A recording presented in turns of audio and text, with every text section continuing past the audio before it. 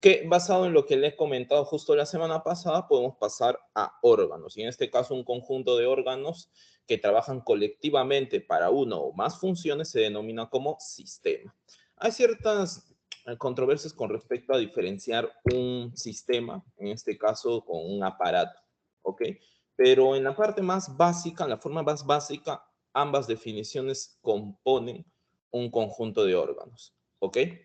Entonces, en la semana 4 vamos a estar viendo, mira, sistema digestivo, sistema circulatorio, linfático y excretor en animales y humanos y mecanismos de transporte en animales. ¿Ok? ¿Listo? Veamos. Empezamos. Estructura y función en invertebrados y vertebrados. Vamos a ir con digestión. ¿Ok? Ahora, profe, ¿pero qué es digestión? Mira, vamos a apuntar acá ya. Vamos a colocarlo de rojito. Y ahí está el tamaño. Digestión. Transformación de, transformación del alimento, vamos a poner, del alimento hasta biomoléculas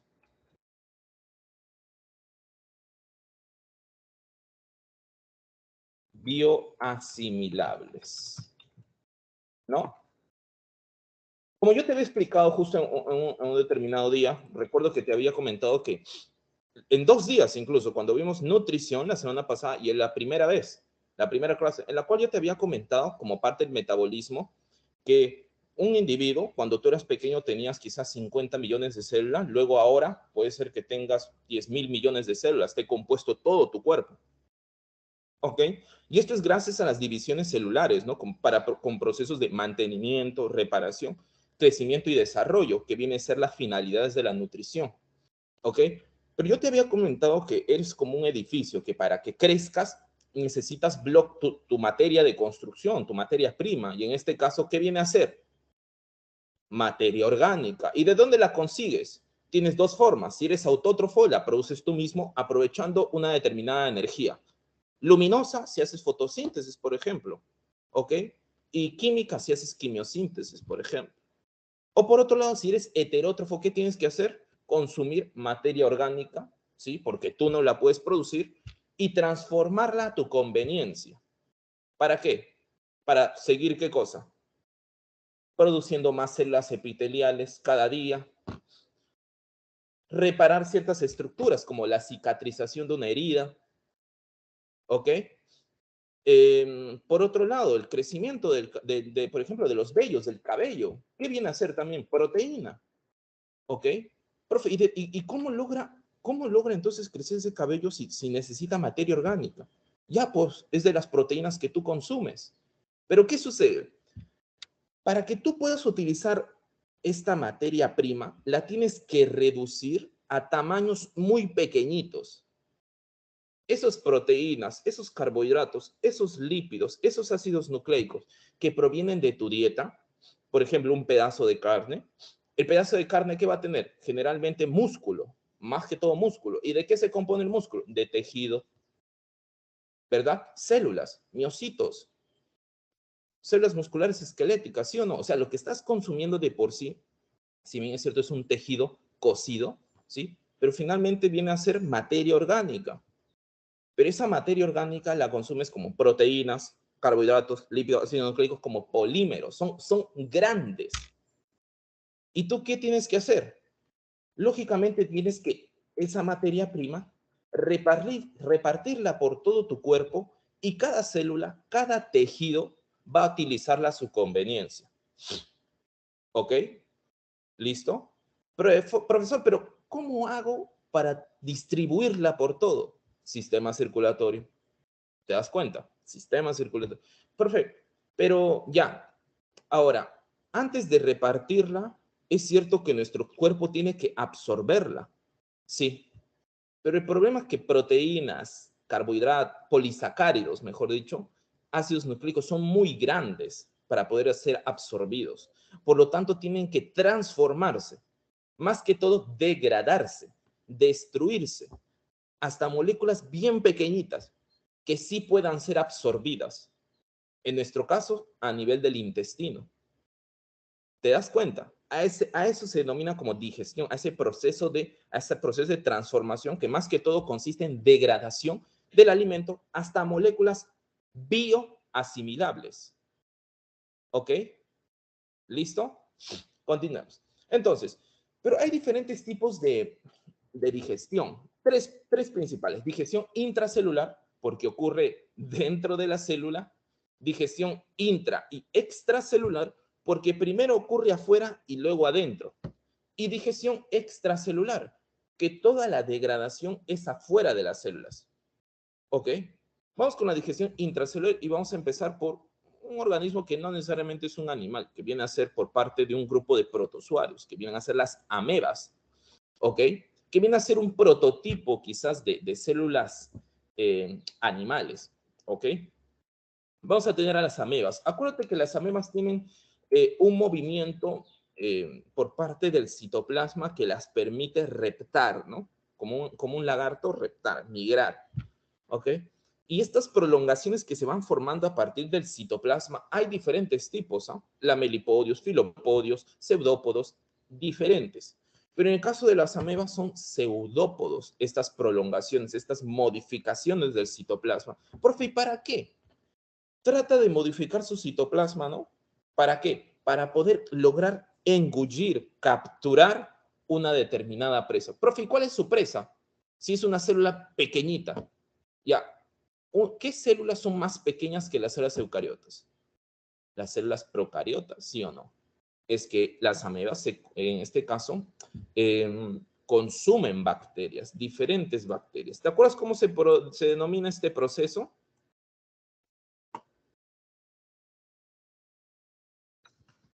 Fagocitosis. ¿Ok? Fagocitosis. Ahora, profe, pero ¿cómo logra degradar dentro? O sea, la ameba debe tener como que una organela que está almacenando diferentes enzimas que hidrolíticas, o sea, enzimas hidrolíticas. ¿Cómo es eso, profe? Enzimas hidrolíticas. Profe, no me acuerdo qué significa enzima. Enzima viene a ser una proteína que acelera una reacción química. Acuérdate de eso, ¿ok? Una enzima hidrolítica. ¿Qué significa eso, profe? Que rompe, degrada, lisa, enlaces, lítica, lisis, ¿ok? Acuérdate. O sea, significa que esta organela que contiene enzimas hidrolíticas, si las libera, va a comenzar a destruir los diferentes moléculas de la bacteria. Sí. Profe, ¿y cómo se denomina acá? ¿Lisosoma? No, no, no, no, no. Yo sé que tú recuerdas que el lisosoma su función es digestión intracelular, ¿no? La digestión celular. Pero no, acá se denominan como vacuola digestiva. Profe, pero la vacuola no era para almacenamiento de agua y minerales. Este viene a ser una excepción. En este caso se denomina como vacuola digestiva, porque contiene estas enzimas hidrolíticas. Pasamos ahora con la digestión en esponjas de mar. Y aquí ya estamos viendo a los primeros animales. Estos animales, las esponjas de mar, pertenecen. A ver, vamos a ponerle acá un ejemplito, ¿ya? Taxonomía, taxonomía. Para que te vayas ubicando, porque si te comento la definición ahorita, nah.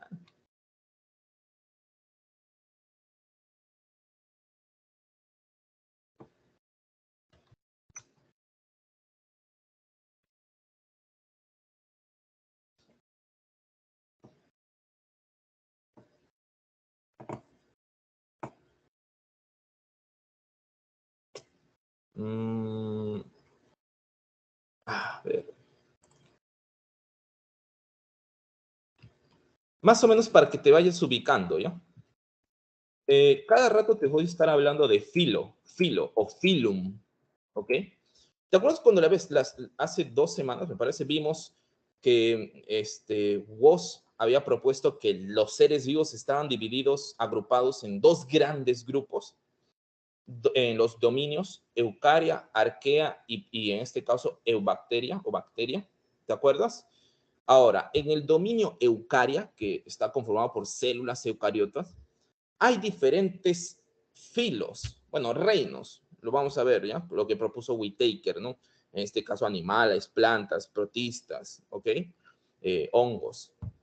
Dentro de los animales, ¿sí? Vamos a encontrar más grupitos, los cuales se denominan filo. Y dentro de cada filo hay más grupitos, subgrupitos, que se denominan clase. Dentro de cada clase hay más subgrupitos, que es orden. Y lo mismo, luego sigue familia, luego sigue género y finalmente especie. Lo que yo te voy a estar comentando en diferentes partes es el término filo, este grado de agrupación. Así que el primer filo de animales que vamos a estar viendo son los denominados poríferos. ¿Ok? Vamos a hacer acá un zoom. Listo.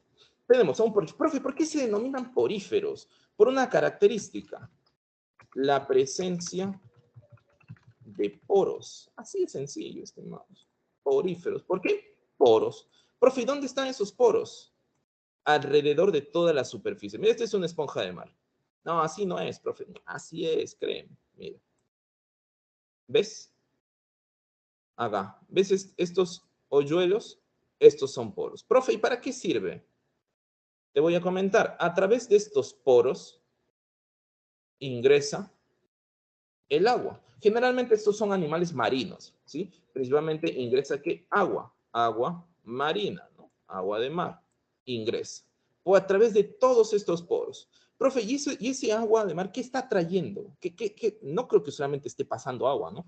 No, está pasando, introduciendo diferentes partículas, entre esas plancton, zooplancton y fitoplancton. Ambas, ¿ok?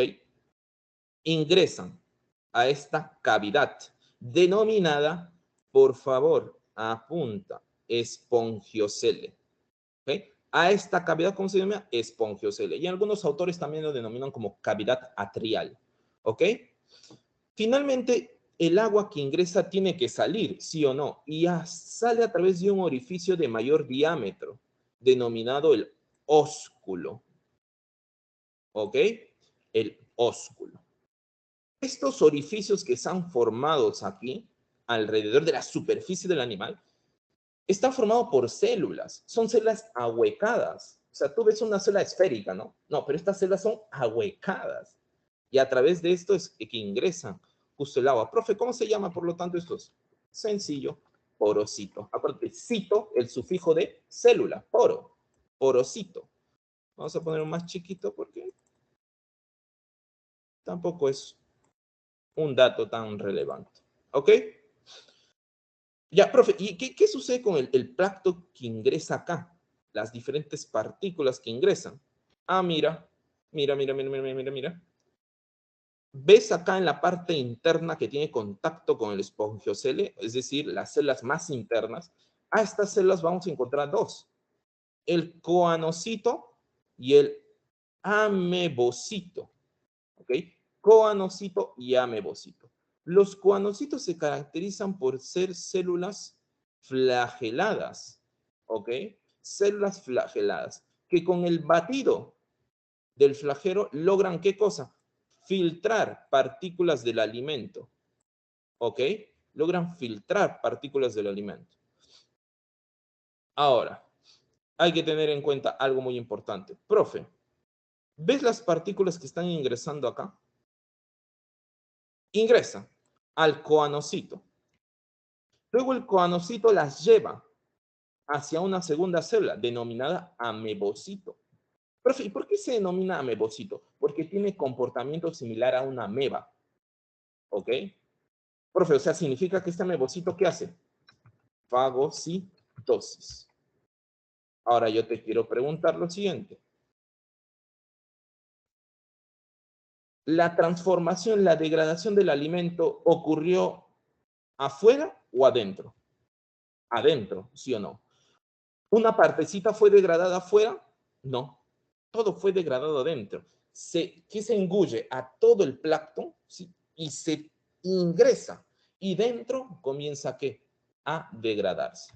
¿Ok? Listo. Pasamos ahora a los que realizan digestión intracelular y extracelular. Antes de eso te voy a comentar algo, ¿ya? Los poríferos son considerados parazoos. Profe, ¿qué significa parazoos? No poseen tejidos verdaderos. Lo cual, si tú dices que un animal no posee tejidos verdaderos, ¿qué significa? Que no tiene órganos. Sin órganos. Profe, ¿y si no tiene órganos, significa que no posee sistemas? Sin sistemas. Profe, o sea que si en una pregunta me dicen, marque verdadero o falso, los poríferos poseen sistema respiratorio, los poríferos presentan sistema digestivo, los poríferos presentan sistema nervioso, ¿yo en todas pongo falso? Exacto, porque no posee sistemas. ¿Debido a qué? Porque no poseen tejidos verdaderos. ¿Ok? Así de sencillo. Listo. Continuemos. Ahora, a partir de los siguientes animales, ya vamos a estar viendo que los animales poseen un sistema digestivo. ¿Ok? Pero vamos a encontrar dos. Un sistema digestivo abierto y un sistema digestivo cerrado. ¿Ok? Vamos a estar viendo algunas de estas definiciones a continuación. Veamos. Digestión intra y extracelular. ¿Ok? ¿Por qué se dice intra y extracelular? Porque primero ocurre la extracelular y luego la intracelular. ¿Ok? Vamos a ver que aquí en la primera parte hay una degradación parcial del alimento. O sea, profe, ¿se reduce su tamaño? Sí, pero no tanto, pues. ¿Sabes quién lo hace? En la digestión intracelular. Digestión completa. ¿Ok? Digestión completa. Continuación, vamos a ver a las hidras y a las planarias, pero ¿a qué filo pertenecen las hidras? Al filo, los nidarios. Profe, ¿por qué se denominan nidarios?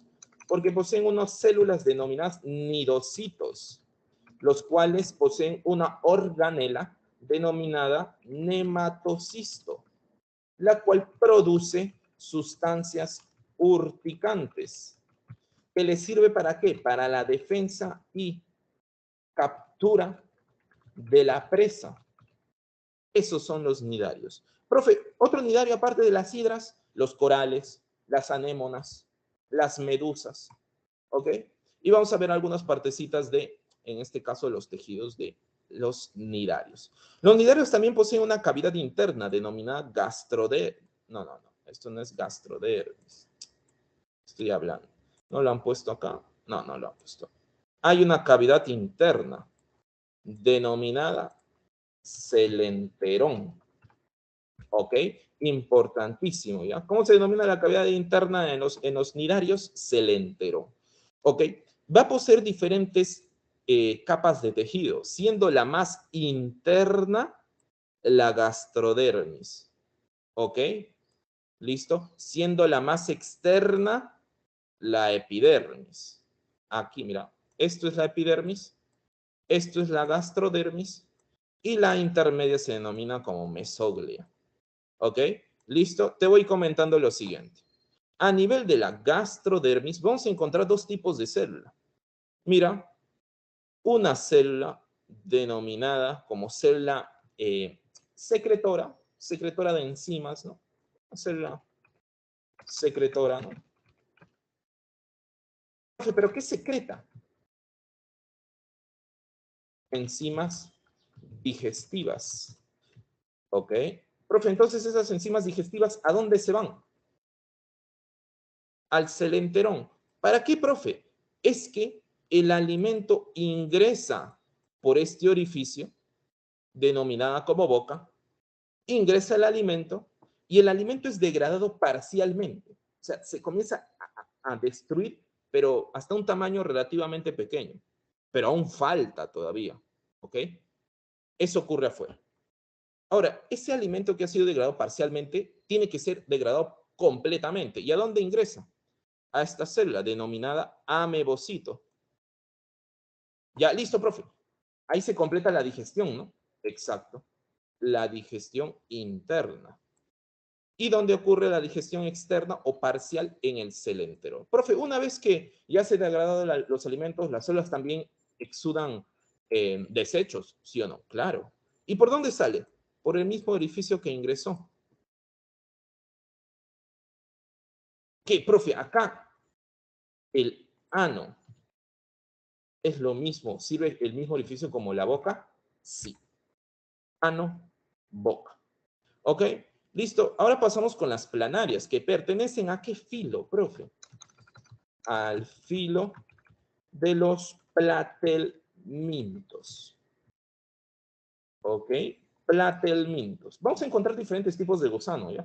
A los gusanos planos, los platelmintos, a los gusanos cilíndricos, no anillados, los nemátodos, a los gusanos cilíndricos anillados, que son los anélidos, anélido, acuérdate, ¿ok? Vamos a ver a los gusanos planos. Uno de los ejemplos viene a ser la planaria, ¿no? La planaria. Vamos a estar viendo acá. Las planarias tienen algo a destacar, una característica a destacar. Por ejemplo, la faringe, ¿no?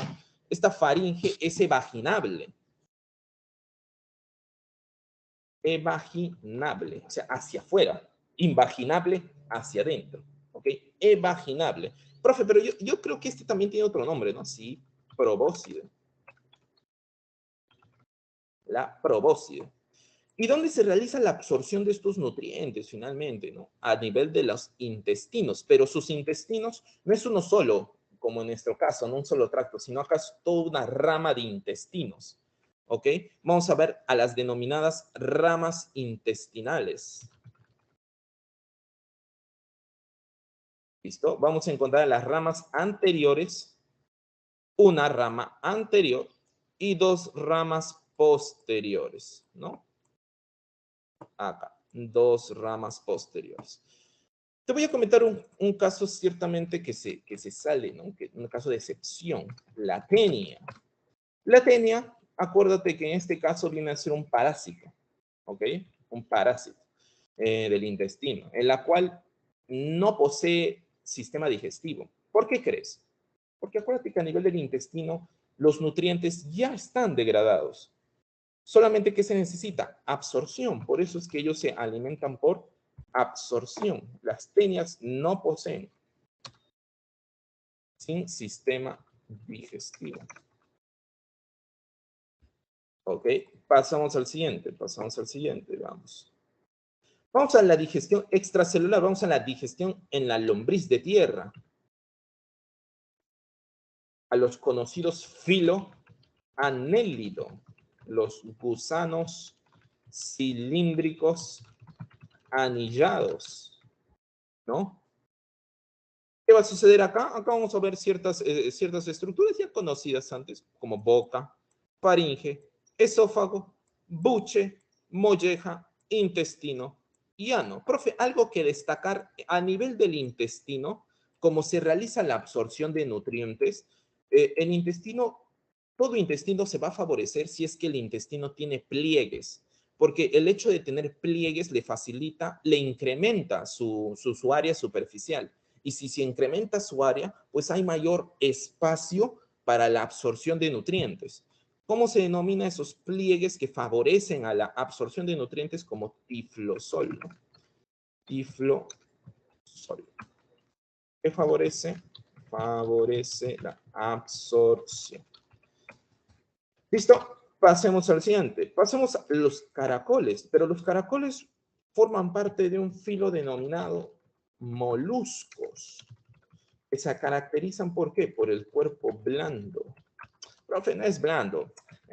Sí es blando la parte interna, pero algunos poseen una estructura que los cubre, ¿no? Como es los caparazones, ¿no? Tanto en las conchas de mar, que es un molusco, los caracoles, que también son moluscos, en este caso los pulpos también, que son moluscos, solo que ese caparazón lo tienen interno, tiene un endoesqueleto. Pero no se preocupe, eso lo vamos a estar viendo cuando llevemos el reino animal. Ok, vamos a estar viendo algunas cosas que se destacan. Acá puedo ponerte dos. Vamos con las estructuras más simples. Boca, esófago, buche, estómago, intestino, ano. Ok. Pero hay dos cosas que tienen que resaltarse, lógicamente, que viene a ser la rádula. ¿Cómo tú te logras alimentar? Fácil, pues, ¿no? Tú coges tu tenedor o incluso con tus manos podrías, ¿no? Y consumir el alimento. Un caracol, si no tiene extremidades, ¿cómo crees que va a poder obtener su alimento? Es gracias a una lengua muy larga para su tamaño, lógicamente, que es una lengua con espinas hechas de quitina, ¿ok? Por eso es una lengua quitinosa. Pero ¿cómo se denomina? Rádula. Es un órgano raspador. ¿Pero en qué consiste anatómicamente? De una lengua quitinosa. ¿Ok? Y por último, vamos a encontrar al hepatopáncreas. O sea, acá no vamos a encontrar hígado y páncreas solos, sino como unidos. Profe, ¿y qué función va a cumplir eso? La digestión, pues por parte de digestión. ¿Por qué? Porque produce enzimas digestivas. Acuérdate, el hígado y el páncreas van a cumplir una función exocrina, van a secretar enzimas que degradan el alimento. ¿Ok? Pasamos ahora con la digestión en los insectos, pero los insectos pertenecen a un filo denominado como artrópodos. Artrópodos. ¿Ok? Continuamos. Pero en este caso los artrópodos vamos a encontrar distintos. Arácnidos, insectos, ¿ok? Crustáceos, otro caso. Vamos a encontrar la digestión en los insectos, cosas que en este caso son tradicionales a encontrar en la arquitectura del sistema digestivo. Va a ser el esófago, la boca, ¿no? El buche, la molleja, el estómago, los órganos, a ver, tubo de Malpighi, esto es parte del sistema excretor, el recto, el ano. Algo a destacar, viene a ser su aparato bucal, porque viene a ser, vamos a colocarte acá, aunque esta imagen no lo señala, un aparato bucal diverso, porque vas a encontrar algunos aparatos lamedores, chupadores, picadores, ¿sí o no? ¿Sí o no? Ahora pasamos con el otro caso, a los ciegos gástricos. Profe, ¿qué es un ciego gástrico? Mira, el término ciego es un término anatómico, lo vas a ver en diferentes puntos. Por ejemplo, ¿no? Supongamos que este es un conducto anatómico, ¿no? ¿Ok? Pero luego este conducto, mira, tiene esta forma. Mira, antes de llegar principalmente al intestino, estos ciegos gástricos, ¿saben para qué favorece? Como el animal es muy pequeñito, muy pequeño, no es como en nuestro caso, pues, ¿no? Nosotros consumimos, pero hay una distancia suficiente para que se sincronice la digestión con la absorción. Pero en este caso son animales muy pequeñitos. Entonces, deben tratar de ralentizar, enlentecer el paso de los alimentos. Por ejemplo, pasa el alimento, y mire, dice, por aquí voy a ir. No encuentra salida. Va por acá, mira. No encuentra salida. Va por acá, no encuentra. Así sucesivamente hasta que logra salir de los ciegos y luego proceder a la absorción de estas sustancias. ¿Te das cuenta? ¿No? Los ciegos gástricos, ¿no? Profe, pero una función, escríbame, ya te lo voy a colocar. Ya. Vamos a ver, ¿para qué sirve? Ralentizar al paso del alimento.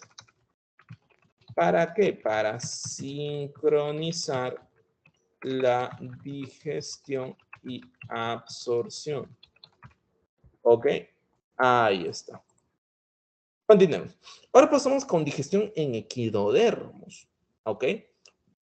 ¿Cómo se denomina el filo de acá, profe? El filo equinodermata o equinodermos. ¿No? Equinodermos. Profe, ¿pero qué animal es este? Ya tú sabes, pues sencillo, ¿no? Estrella de mar. ¿Ok? Vamos a estar viendo que la estrella de mar que posee, como puedes estar observando, un ano. ¿Ok? Y su boca da más que todo para el lado basal, ¿no? Y el ano hacia el lado apical, es decir, arriba y la boca hacia abajo. ¿Ok? Vamos a tener algo interesante, ¿no? Que tenemos un estómago, acá mira, este estómago, pero alrededor de los diferentes apéndices denominados como brazos ambulacrales, vamos a encontrar que hay diferentes glándulas digestivas que lógicamente participan en la degradación del alimento. Pero algo que es muy consultado es la serie de 5 dientes alrededor de la boca, denominada como linterna de Aristóteles.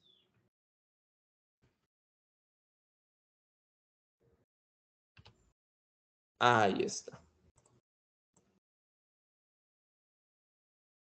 Continuemos. Sistema digestivo en aves.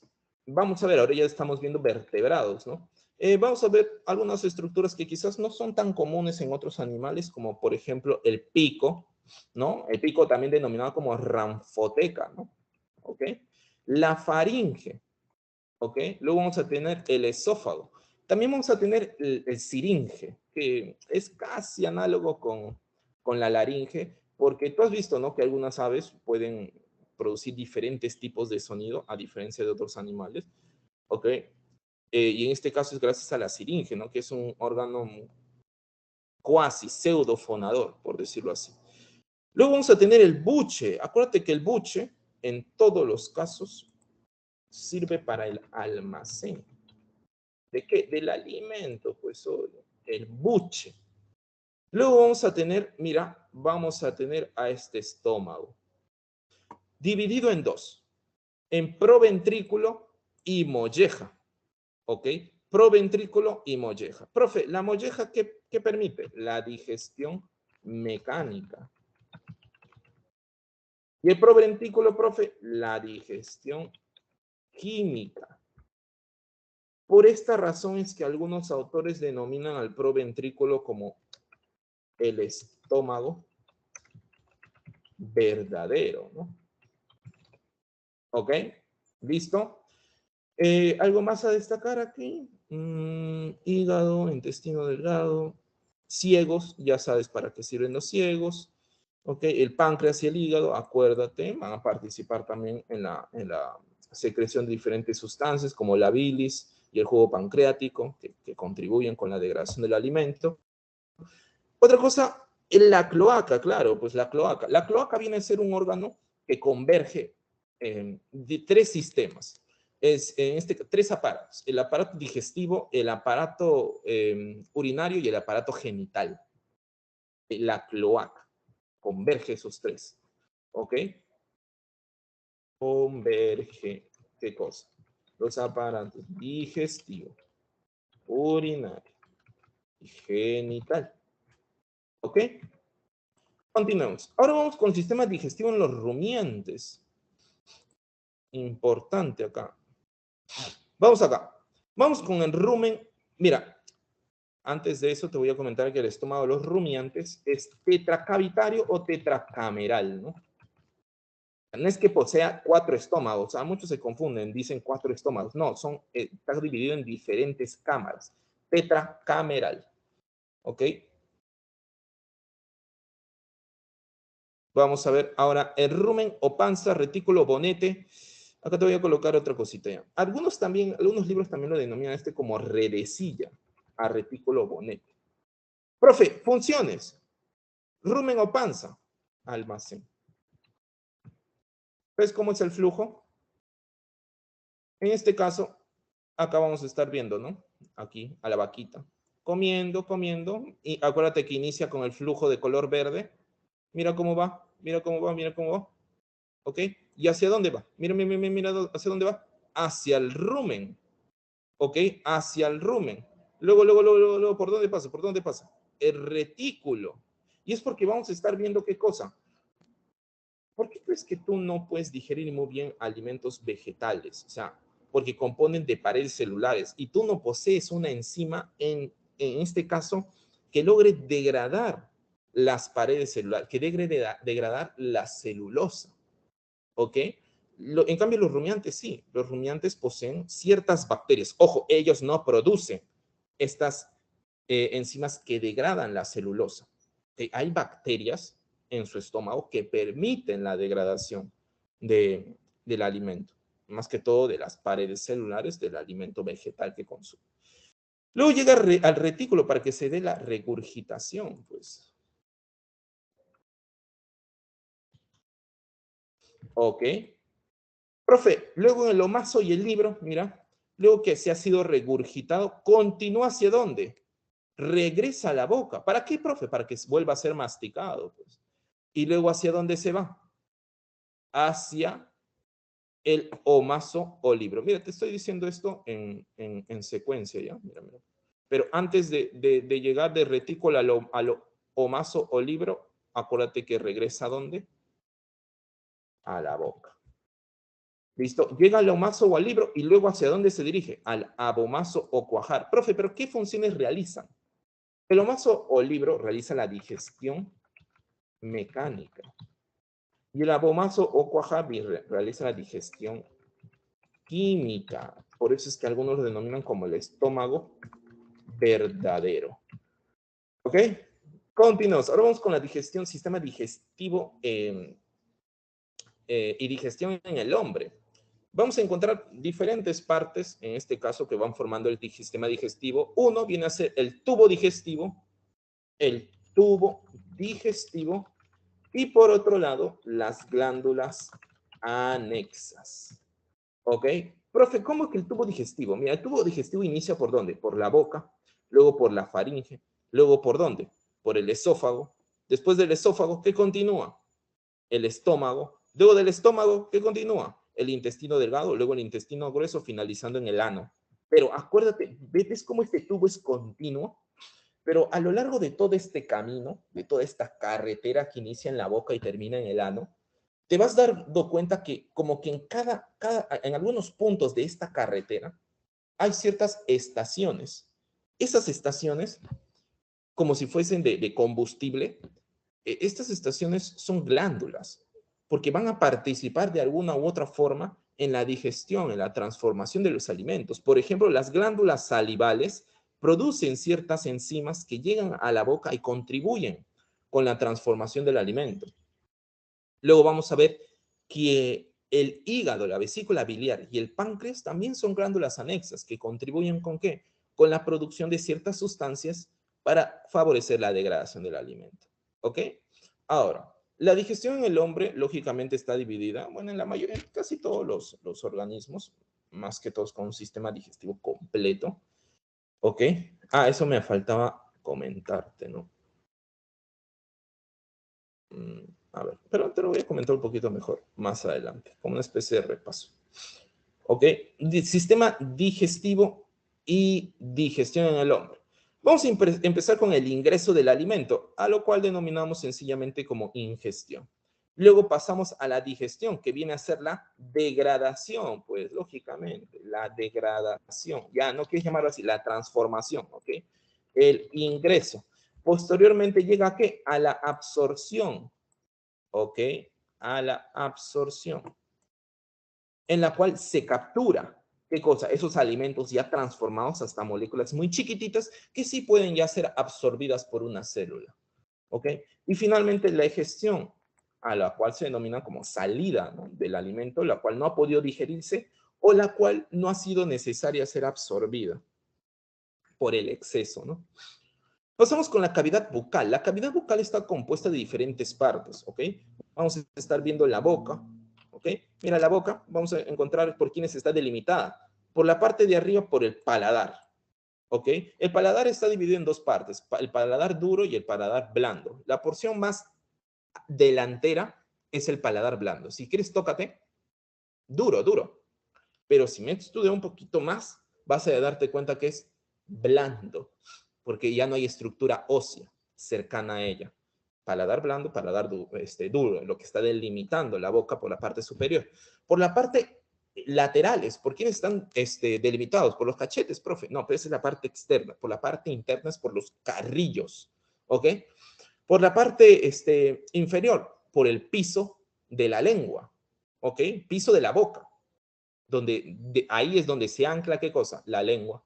Profe, por la parte, en este caso, por la parte posterior, ¿por quiénes están delimitados?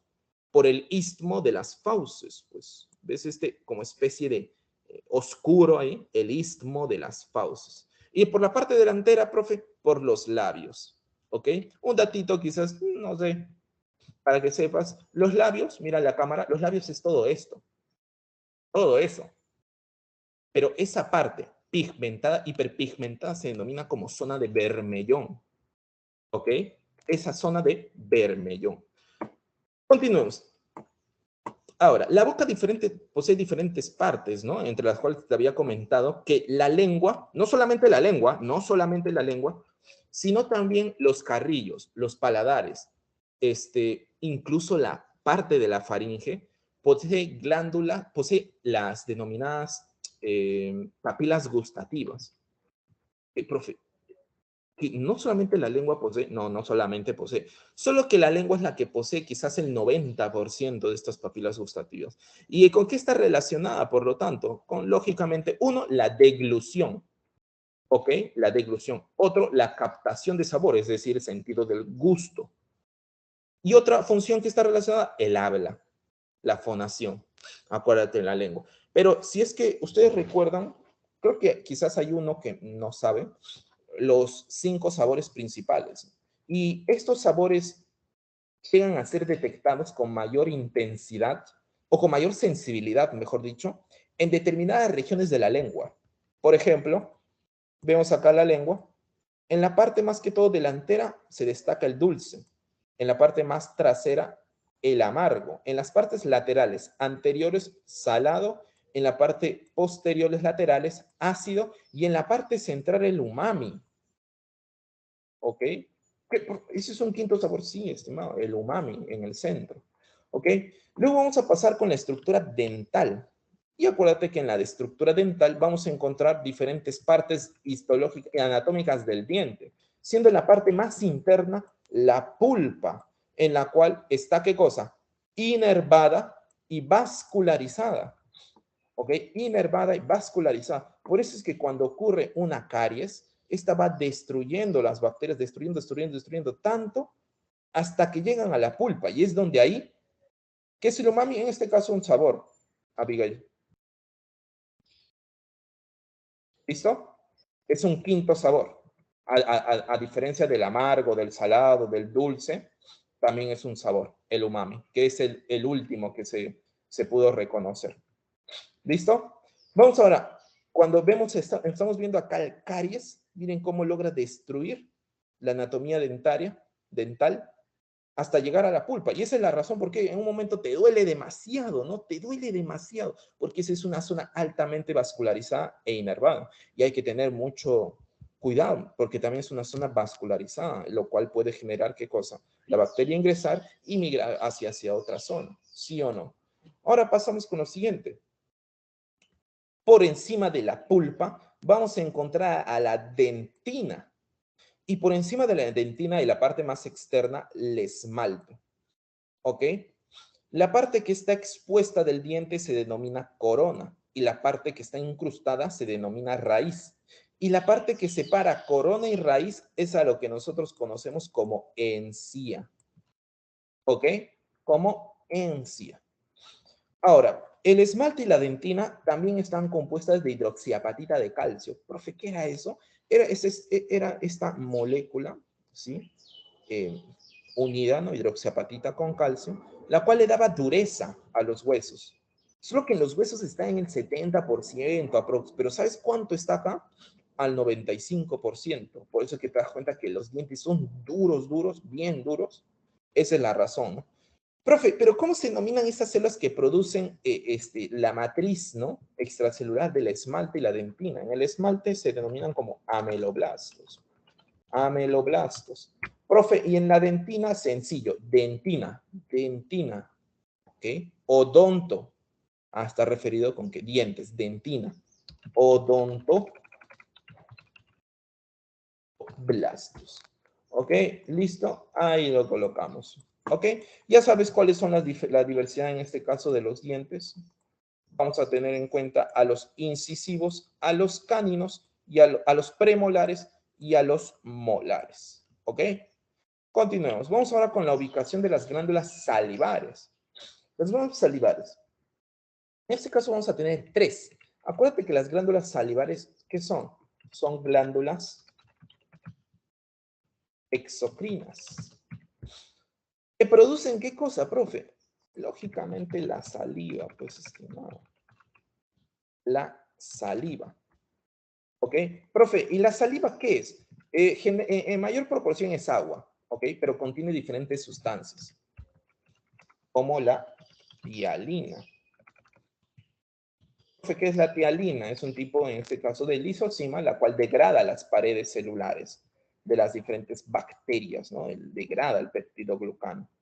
Luego posee la mucina, que es una molécula viscosa. Esa es la razón por la cual la saliva tiene un poco esa contextura, esa textura un poco viscosa, gelatinosa, ¿no?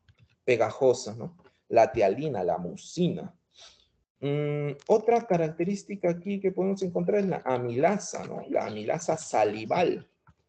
¿La amilasa qué va a degradar? Pues en este caso diferentes polímeros de glucosa, ¿no? La amilasa.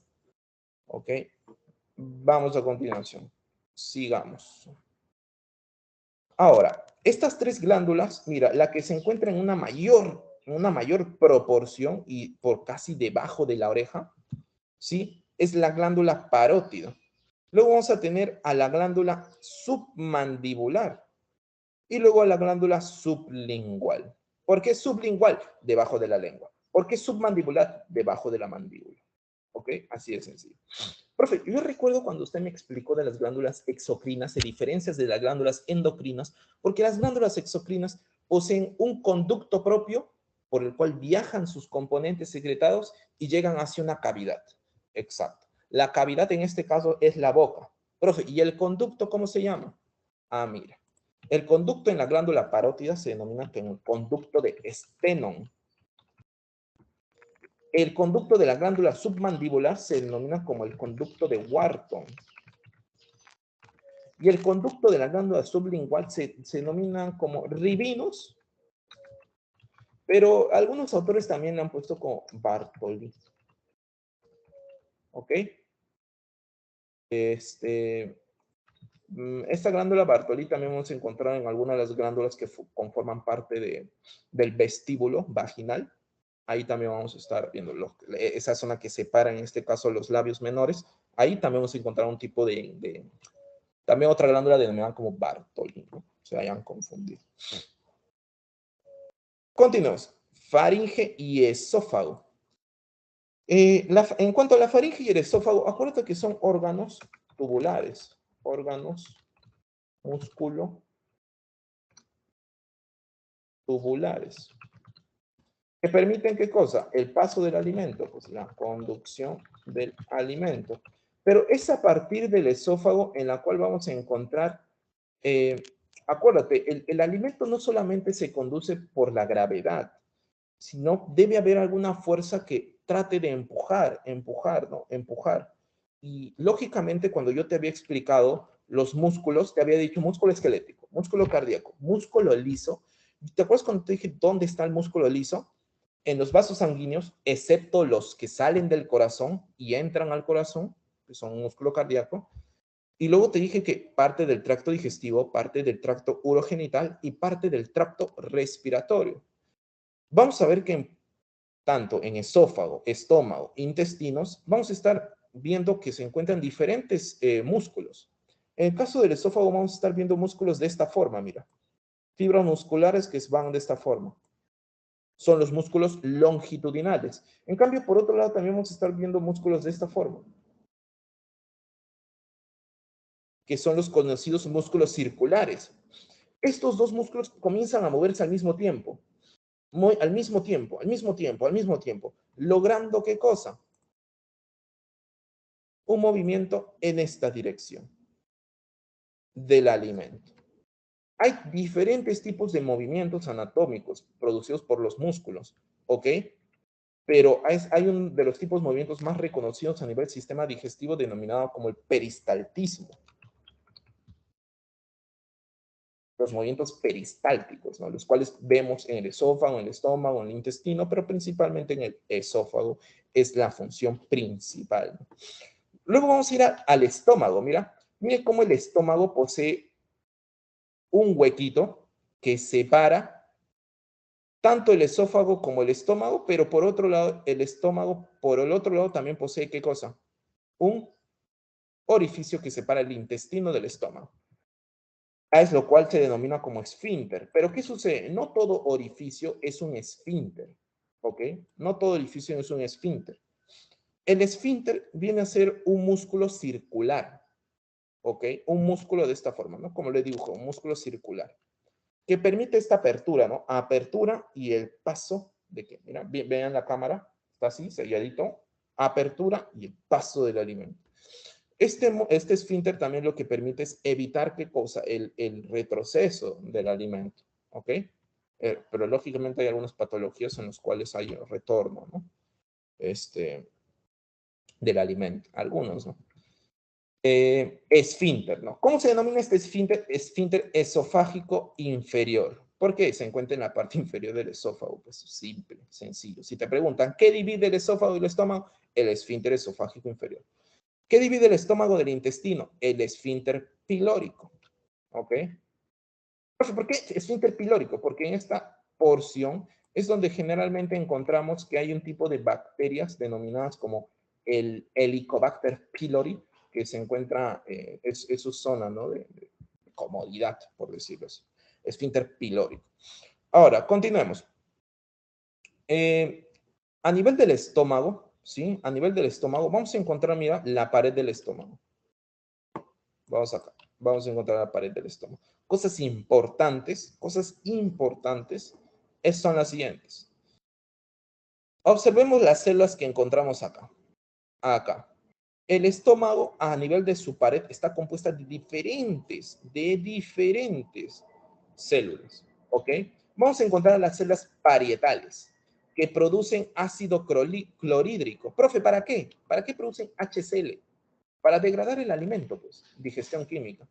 Luego vamos a encontrar, por ejemplo, células parietales que producen factor intrínseco, que en este caso posteriormente van a ser utilizadas ¿para qué? Para favorecer la absorción de ciertas vitaminas. Luego vamos a encontrar las células principales. Las células principales, las cuales producen ¿qué cosa? Pepsinógeno, ¿ok? El pepsinógeno en este caso es como una enzima digestiva inactiva, ¿ok? Inactiva, necesita activarse. ¿Y gracias a quién se va a activar? Cuando encuentre un ambiente ácido, el cual lo promueve, ¿qué cosa? El ácido clorhídrico, por algo se denomina ácido, ¿sí o no? ¿Qué produce? Pepsinógeno. Y cuando está activa, se denomina como pepsina. ¿Qué va a promover? En este caso, profe, la degradación de las proteínas. Acuérdate. ¿Qué degrada la pepsina? Proteínas. Degrada proteínas. Vamos a achicarlo un poquito para que sea entre y mejor. Ahí está. Vamos a tener luego otras células G, la denominada gastrina. Las células G, estas son células glandulares endocrinas, porque la sustancia que van a secretar no la dirigen hacia una cavidad, como son las células principales y las células parietales, sino lo va a dirigir hacia la sangre. Profe, ¿y qué función cumple la gastrina? Regular la digestión. ¿Qué dice? Oye, mira, está pasando el alimento, ¿eh? Hay que estimular, ¿a qué?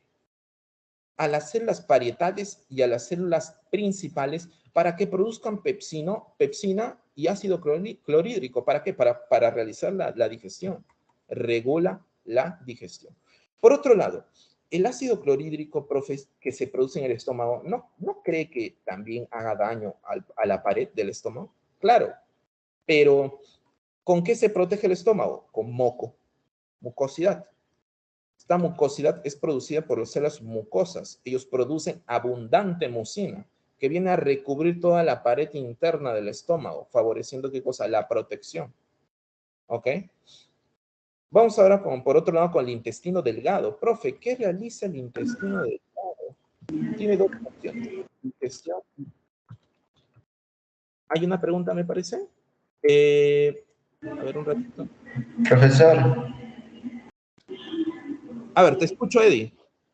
el moco que se excreta, eso no lo puede como que comer el Helicobacter pylori, estando ahí, en el ¿Cómo? esfínter pilórico.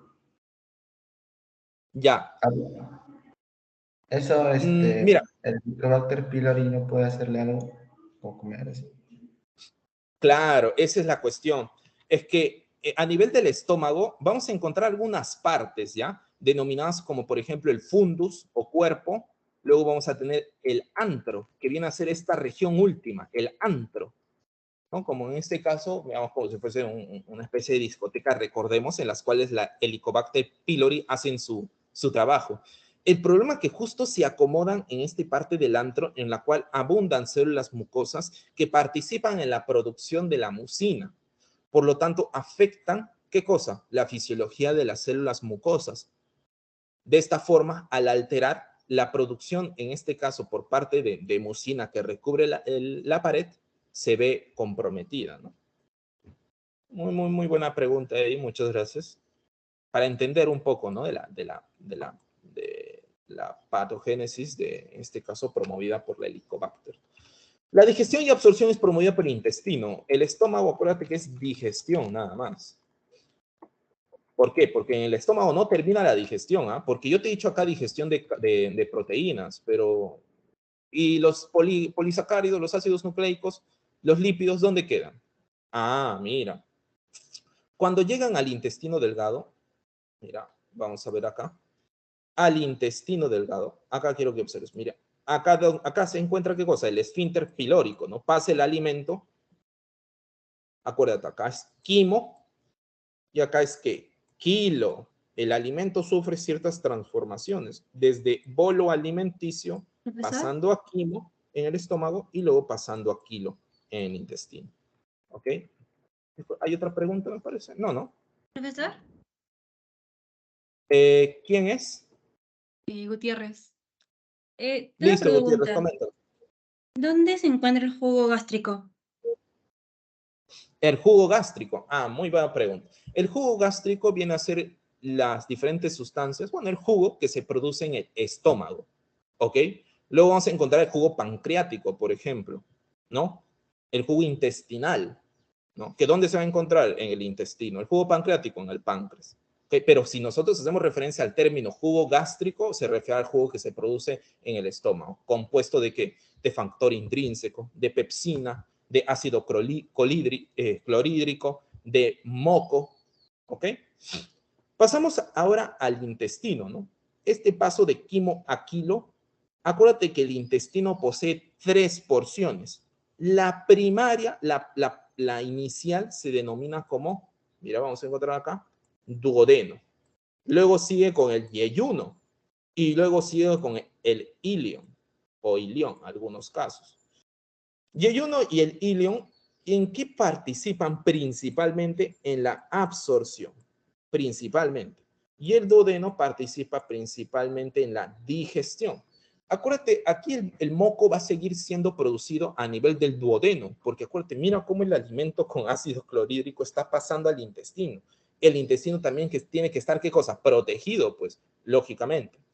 El duodeno tiene una importancia, mira, una gran importancia, porque a nivel del duodeno convergen conductos de dos órganos, de la vesícula biliar y el hígado, que vamos a ver en la siguiente diapositiva, y por otro lado del páncreas. A este conducto que une ambos se denomina como ampolla de Vater. Ah, mira, acá lo han puesto. La bilis y el jugo pancreático vierten en el duodeno a través de la ampolla de Vater, donde se mezclan con el quimo. Las glándulas intestinales secretan, en este caso, ¿qué cosa? Jugo intestinal. ¿Ok? Acá, antes de eso, te quiero comentar dos cosas muy importantes. Dos cosas muy importantes, y es en cuanto a la absorción de nutrientes a nivel del intestino. En este caso vamos a ver que, como ya te había comentado, la absorción por parte del intestino se va a favorecer mientras el área de la superficie sea mayor. ¿Y cómo puedes incrementar ese área? Lógicamente, en este caso, formando ciertos pliegues, ¿ok? Vamos a estar viendo acá pliegues, ¿no? En este caso, folds, ¿ok? Los pliegues. Ahora, a nivel de esos pliegues que se observan de forma macroscópica, son evidentes, pero si lo observamos a nivel microscópico, vamos a ver que las células que componen se encuentran, en este caso, los denominados enterocitos, los cuales promueven, ¿qué cosa? La absorción de los nutrientes. Pero estos enterocitos en su región apical poseen ciertas modificaciones de su citoplasma, observándose como ¿qué? Como microvellosidades. Estas microvellosidades, ¿qué hacen? Aumentar la superficie celular y de esta forma favorece ¿qué cosa? Una mayor extensión para la captación de nutrientes. Ahora, profe, ¿pero dónde se produce la bilis y el jugo pancreático? Mira, te voy a contar lo siguiente. Acuérdate que, mira, el hígado tiene diferentes funciones, muchas funciones metabólicas, demasiadas, como la síntesis de glucosa, como la síntesis de glucógeno, como la degradación del glucógeno, como la lipogénesis, la síntesis de lípidos, como la lipólisis, la degradación de lípidos, ¿ok? La detoxificación en este caso, la detoxificación por parte de distintas sustancias, diferentes funciones. Pero si acá hablamos en cuanto a la digestión, es en el hígado donde se produce la bilis. Profe, ¿y por qué la vesícula biliar se denomina vesícula biliar si no la produce? Algo debe hacer con la bilis, ¿no? Sí, es que el hígado produce la bilis, pero luego la lleva hacia la vesícula biliar y es en la vesícula biliar donde se almacena. Y en el hígado, ¿qué sucede? Se produce la bilis, ¿ok? Ahora, profe, ¿pero qué es la bilis? En este caso van a ser diferentes sustancias que tienen, en este caso, diferentes sales, denominadas como sales biliares, que poseen una capacidad tensioactiva. No entiendo, profe.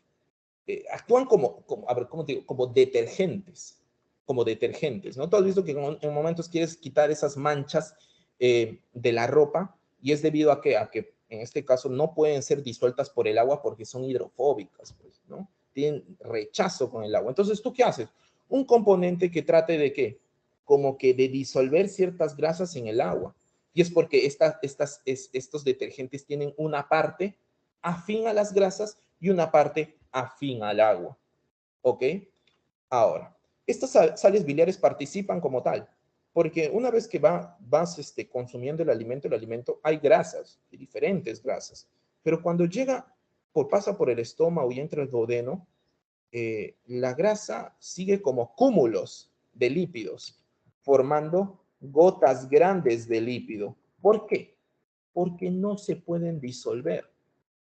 ¿Ok? En agua, así simplemente. Pero cuando llega la bilis a través de la ampolla de Vatel, este conducto, hacia la primera porción del intestino, acuérdate, por favor, el duodeno, las sales biliares van a realizar un proceso denominado como emulsificación. Esta emulsificación lo que permite es la producción de ¿qué? De micelas. De una gota grande de lípido queda un lípido emulsificado. Micelas, como vesículas pequeñitas, las cuales ya sí pueden ser degradadas por ciertas lipasas. ¿Ok? Ciertas lipasas que degradan, ¿qué cosa? Lípidos. Ahora, el páncreas. ¿El páncreas con qué participa? Con la producción de jugo gástrico. ¿Te acuerdas cuando te comenté acerca de histología animal y te había comentado de las glándulas anficrinas o mixtas? Cuando vimos el páncreas. El páncreas es una glándula anficrina o mixta, ¿sí o no? Porque posee de una forma, una acción exocrina y una endocrina. La endocrina la vamos a ver cuando llevemos sistema endocrino o coordinación química. Y acá vamos a ver su parte exocrina, en la cual hay células. ¿Te acuerdas cómo se denominan estas células? Células acinares, que secretan enzimas digestivas. Mira, van secretando. Diferentes células acinares van secretando sus sustancias que se van juntando formando, ¿qué cosa? El jugo gástrico. ¿Por qué pongo jugo gástrico? El jugo pancreático. Vamos a incrementar el tamaño. Jugo pancreático, pues, lógicamente. ¿Y dónde llega? Hacia el duodeno. Profe, ¿y el duodeno qué hacen? ¿Qué hacen, profe? Ah, mira, en el duodeno, estas células acinares secretan enzimas digestivas, pero son diferentes. ¿Ah? Tripsina, quimiotripsina, que degradan proteínas, carboxipeptidasas, que degradan unas porciones de las proteínas, lipasas pancreáticas, que degradan lípidos, nucleasas, que degradan ácidos nucleicos, amilasa pancreática, que degrada polímeros de almidón, polímeros de glucosa, diferentes, ¿ok? Por lo tanto, esta primera porción del intestino, el duodeno, principalmente se produce, ¿qué cosa? La degradación del alimento. Vamos ahora con la absorción intestinal. A nivel de la absorción del intestino van a ocurrir diferentes procesos. Por ejemplo, más que todo, como te había dicho, en el yeyuno y el ilion. Pero en el duodeno también ocurre absorción de nutrientes, también, pero como te dije, predominantemente es la digestión. ¿Qué sustancias se van absorbiendo, profe, a nivel del duodeno? Diferentes minerales, compuestos de metales, en este caso, por ejemplo, hierro, calcio, ¿ok? Luego magnesio también. En el yeyuno se sigue absorbiendo hierro, calcio, agua, ¿no?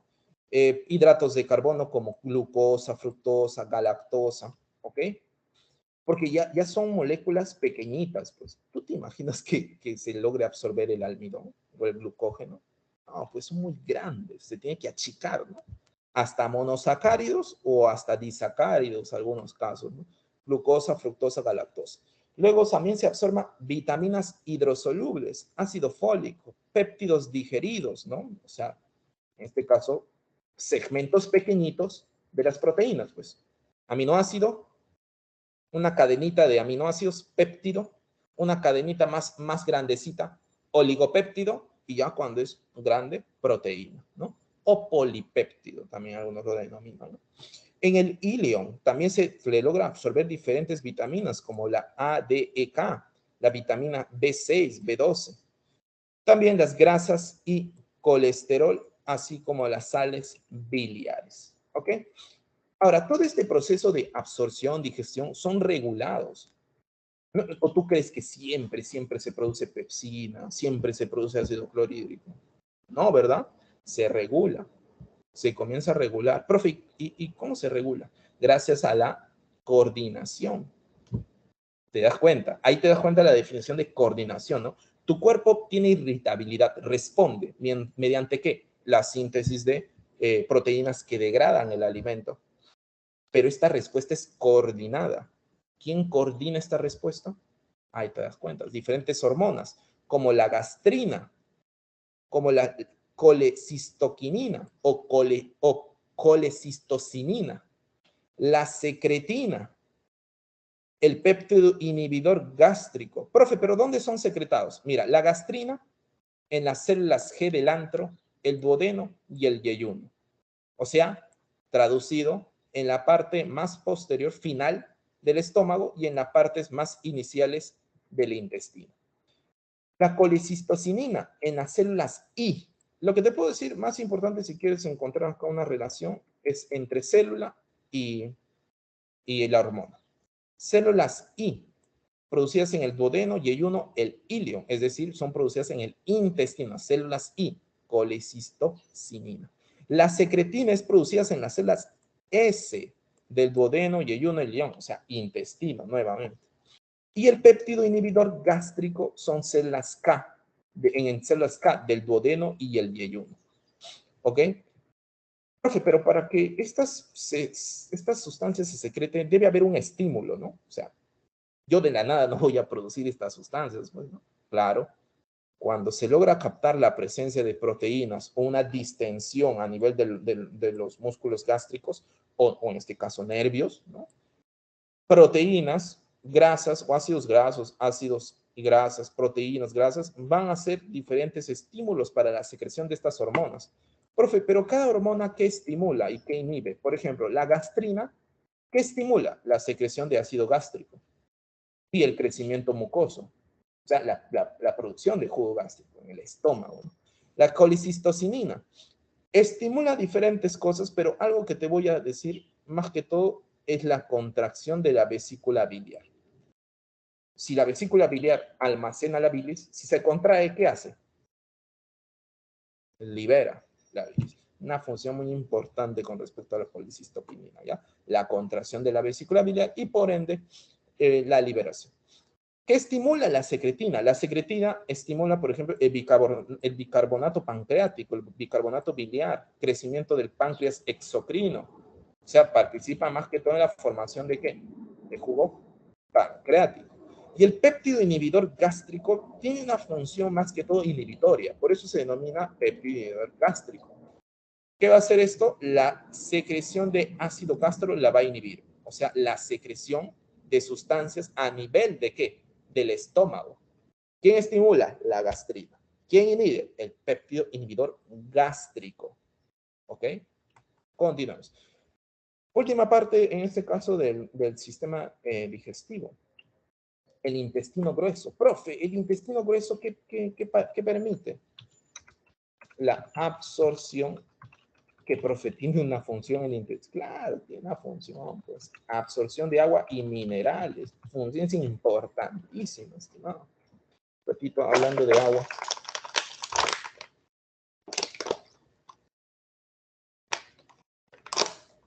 ¿Listo? El intestino grueso posee diferentes partes, ¿ya? Por ejemplo, el ciego. A nivel del ciego vamos a encontrar el apéndice.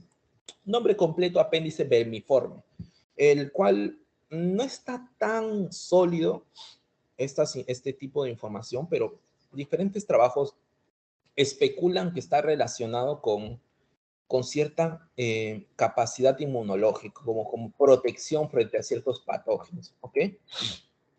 Por ejemplo, en algunos se probó, no me parece que en algunos, no, había algunos niños que están frecuentemente con infecciones a nivel intestinal y observaban, ¿no? Que después de la muerte observaban que el apéndice vermiforme, el apéndice estaba muy poco desarrollado. Vamos ahora con el colon ascendente. El colon está dividido en 4 partes. El colon ascendente, mire, está ascendiendo. El colon transverso, mira, está atravesando. El colon descendente está descendiendo. Y el colon sigmoides, que tiene una forma sigmoidea. Para culminar, ¿dónde? En el recto. ¿Ok?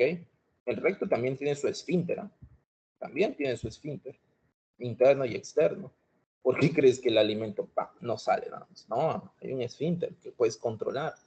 ¿Sí o no? Bajo ciertos contextos, ese esfínter se vuelve poco difícil de controlar, ¿no? Con el paso de los años o frente a ciertas patologías.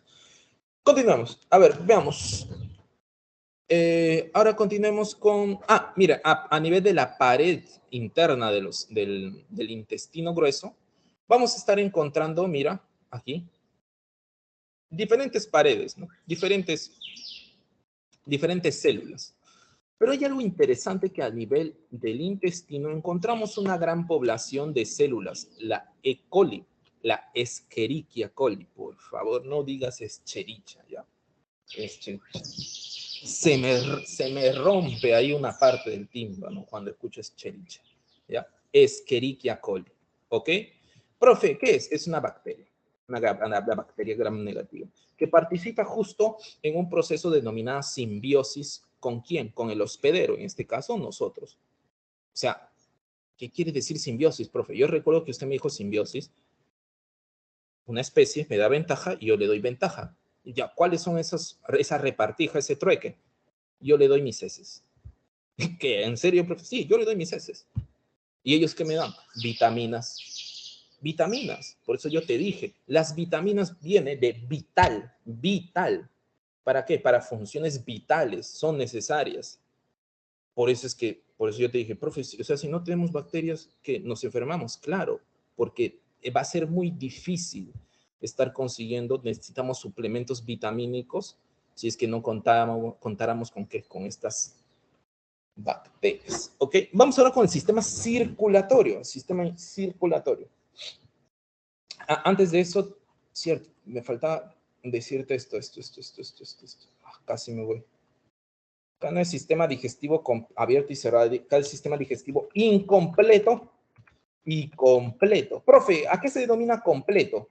Cuando el tubo digestivo no tiene salida. O sea, el misma entrada es la salida, es decir, es boca y ano, es el mismo orificio. Profe, ¿y completo? Tu tubo digestivo está completo. Tiene una boca y tiene un ano en orificios distintos. ¿Ok? Ahora sí, regresemos rápido. Pasamos acá a sistema circulatorio, ¿no? Nos dice, los animales menores de 1 milímetro, mira, de 1 milímetro, mira, vamos a poner esta suposición, ¿ya? Yo soy un animal, sí, soy un animal, soy un organismo multicelular, y supongamos que tú eres una bacteria, ¿ok? Como yo soy un cuerpo multicelular, varias células, yo sé que cada célula tiene que vivir, y cada célula para que viva necesita nutrirse. ¿Cómo yo haría que el alimento, esos nutrientes, pasen alrededor de todo el cuerpo? Mediante un sistema circulatorio, mediante todo un circuito de vasos, de conductos que van hacia todos los tejidos, llegando, transportando sustancias, nutrientes y recogiendo ciertos desechos. Pero si tú fueras una bacteria o un animal muy chiquito, ¿crees que sería necesario poseer un sistema circulatorio? Si simplemente puede ser absorbido por difusión. ¿Te das cuenta? Por eso es que acá nos dicen, ¿no? Animales menores de 1 milímetro de diámetro. Protozoarios, acuérdate que no son considerados animales, sino un arquetipo, un prototipo de células animales, ¿no? Y aquellos que no tienen un sistema digestivo completo carecen de sistema circulatorio. Acuérdate, no tienen un sistema digestivo completo. ¿Quiénes no poseen un sistema digestivo completo? Acuérdate. Mira, los nidarios y las planarias. Ahora sí, retornemos. Sistema circulatorio. Entonces, profe, ¿cómo logran obtener esos nutrientes? A través de difusión. Yo ya te expliqué, es difusión, ¿no? El movimiento de ciertas sustancias a favor de una gradiente. ¿Ok? Protozoarios, esponjas. Para repasar, esponjas, ¿qué filo? Poríferos. Nidarios, las medusas, las anémonas, hidras, los corales, ¿ok? Los platelmintos, planarias, tenias. ¿Listo? Todos ellos, mira, ellos poseen un sistema digestivo incompleto y ellos no poseen ni sistema digestivo, ¿no? ¿Cómo es su tipo de digestión? Aquí, intracelular. ¿Cómo es su tipo de digestión acá? Extracelular primero e intracelular después. ¿Ok? Ahora, el sistema circulatorio puede estar dividido en dos tipos, por ejemplo, el abierto y el cerrado. Acuérdate que yo te dije que el sistema circulatorio viene a ser todo un circuito de conductos con un órgano que permite que la velocidad del flujo que está dentro de estos circuitos de conductos permanezca constante, ¿no? Permanezca con una velocidad determinada, con una rapidez, con un flujo que viene a ser el corazón, un órgano bombeador. Ahora, este circuito de conductos, de vasos conductores, puede ser que el circuito sea completamente cerrado, o sea, no hay ningún punto de salida por parte de todo este circuito, por parte de todas estas mangueras, digamos, pero en el abierto sí hay una zona en la cual se vuelve discontinuo este circuito. Por ejemplo, en los que poseen un sistema circulatorio abierto, te voy a colocar acá. El sistema circulatorio está compuesto de vasos, conductores y un órgano bombeador y un fluido circulante. Estos vasos, vamos a ver, acá el fluido circulante en el abierto se denomina como hemolinfa y en el cerrado se denomina como sangre, ¿no? Y vamos a ver que el pigmento que se encuentra en ambos es relativamente diferente. En la hemolinfa vamos a encontrar, por ejemplo, la hemocianina, ¿no? La hemocianina y la eritrocruorina. Y en la sangre, por ejemplo, vamos a encontrar ¿qué cosa? A la hemoglobina, pues. ¿Ok? Ahora, mira cómo en el caso del sistema circulatorio de los animales con circulación abierta, mira, acá tenemos el órgano bombeador, el corazón, y mira cómo el fluido circulante, la hemolinfa, es continuo hasta que llega a una zona donde ya no, se vuelve discontinuo. A esta zona, a esta cavidad, en el caso de estos animales, se denomina como hemocele. Y si encuentras tú como hemoceloma, no te asustes, es lo mismo, ¿ok? Es lo mismo. Ahora, estos retornan al corazón a través de unos orificios denominados como ostiolios.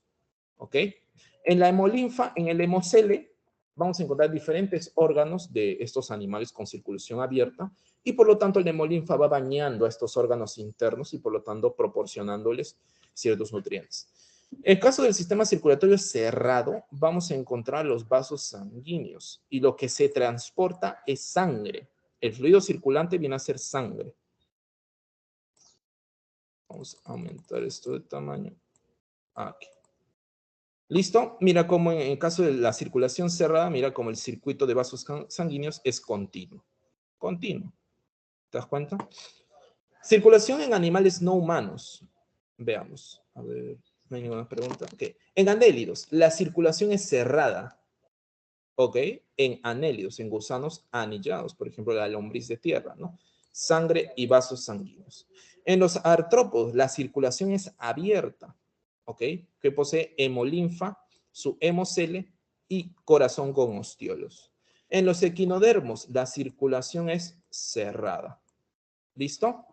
Y por otro lado, en los moluscos, la circulación es abierta. ¿Ok? Pero acá hay una excepción ya. Esta, y que frecuentemente es consultada para que agarrar a los estudiantes, ¿no? Por ejemplo, en los cefalópodos es cerrada. ¿Ok? Y hay ciertas cositas que quizás te podría estar comentando con respecto más que todo con los moluscos, ¿no? En el caso de los cefalópodos, ¿no?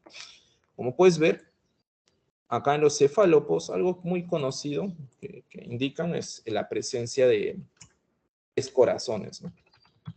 Uno denominado como corazón, a ver, sistémico o principal y los dos corazones branquiales, ¿no? ¿Listo? Ahora, por otro lado, algo que destacar aquí. En caso de los artrópodos, no, en caso de los anélidos, ¿no? Algo conocido de los anélidos son los 5 pares de corazones periesofágicos. ¿Por qué periesofágicos? Pues están alrededor del esófago. Son 5 pares de corazones. 5 para este lado, 5 para el otro lado. ¿Ok? Tienen que recordar ello. En equinodermos, ya te había comentado en cuanto al el equinodermos. Continuamos. Circulación en vertebrados no humanos. Ok, aquí vamos a ver algunas clasificaciones adicionales. Por ejemplo, en peces, tú ya sabes que todos ellos, todos, absolutamente todos, son sistema circulatorio cerrado. Tú ya lo sabes, ¿ok? Pero vamos a encontrar otras definiciones, como sistema circulatorio simple, doble, y por otro lado, sistema circulatorio, a ver por acá, incompleta y completa. ¿Ok? Se denomina simple si es que hay un solo tipo de sangre a nivel del corazón, ¿no? que va atravesando el corazón, fluyendo en el corazón. Y se denomina doble si son dos tipos de sangre. ¿Ok? Incompleta o completa. Incompleta si es que hay una mezcla de estas sangres en el corazón. Y completa si es que no hay una mezcla. ¿Ok? ¿Listo? Profe, no me acuerdo. Vamos a ver un ejemplo acá.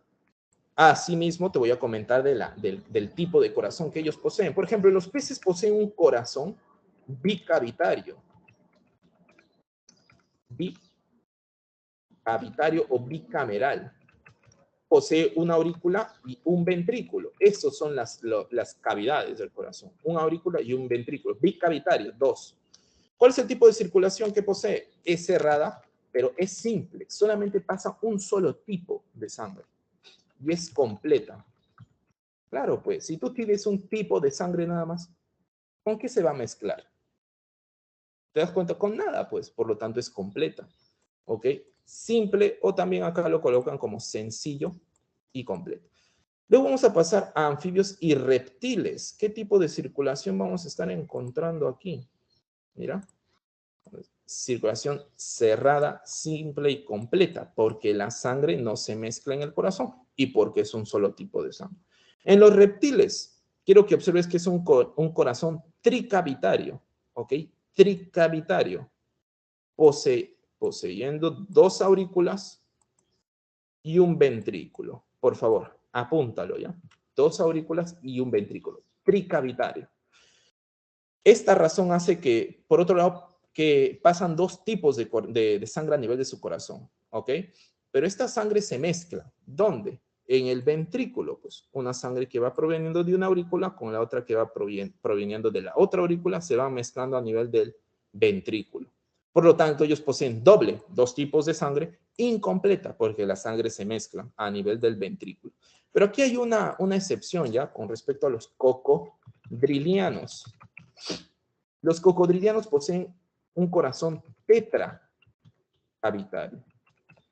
¿Ok? Tetracavitario. Y su sangre sí se mezcla.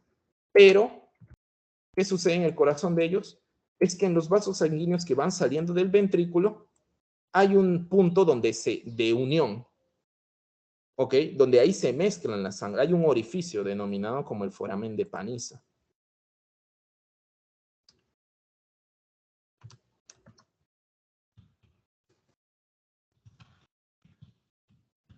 ¿Listo? Pero acá hay algo muy importante, ¿ya?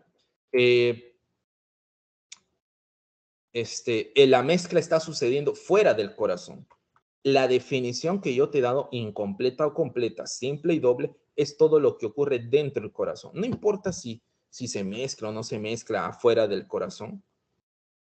Si no se mezcla dentro del corazón, completa. Si se mezcla, incompleta. ¿Ok? En los aves y mamíferos, ¿qué tipo? Es un corazón, nuevamente, acá va a ser un corazón tetracavitario, con dos aurículas y dos ventrículos. Por lo tanto, la cantidad de sangre que pasa es doble. ¿Y de qué forma? Completa, no se mezcla. ¿Ok? Vamos ahora con el sistema circulatorio humano. ¿Listo? Veamos acá, el corazón es tetracavitario, tetracameral, poseyendo ¿qué cosa? Dos aurículas y dos ventrículos. Cada aurícula con su respectivo ventrículo que conecta poseen ciertas válvulas. Estas válvulas son como separadores que evitan que la sangre retorne hacia la cavidad anterior, es decir, hacia la aurícula. ¿Ok? Estas válvulas. Lo mismo vamos a ver que los vasos sanguíneos grandes que salen de los ventrículos también poseen válvulas para evitar el retorno de la sangre a las cavidades anteriores, es decir, hacia los ventrículos.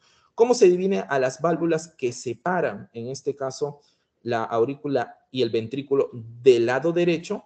Válvula tricúspide. ¿Y cómo se denomina a la válvula que separa la aurícula izquierda del ventrículo izquierdo? Válvula mitral. ¿Ok? Válvula mitral o también denominada a punta como válvula bicúspide. ¿Ok? ¿Y cómo se denominan las válvulas que separan, profe, por ejemplo, la arteria pulmonar del ventrículo derecho? Válvula pulmonar, así de simple. ¿Cómo se separa a la arteria aorta que sale del ventrículo izquierdo con válvula aórtica? Así de sencillo. ¿Ok? Ahora vamos a tener el sistema nodal. La contracción el bombeo de sangre no es solamente un fenómeno hidrodinámico, sino también mecánico y eléctrico. Y esta sincronización del músculo al estar bombeando y al estar contrayendo y relajándose es producto de toda una coordinación a nivel del corazón, en este caso encargado por el sistema nodal, ¿no? Deben ser un conjunto, ¿no? Controla la contracción del corazón a través de impulsos bioeléctricos, ¿no? Este bombeo, ¿sí? periódico es provocado por estos impulsos bioeléctricos que nacen de una zona. Esta zona, que viene a ser la primera porción del sistema nodal, se denomina como nódulo sinusal. ¿Ok? Apunten, nodo sinusal.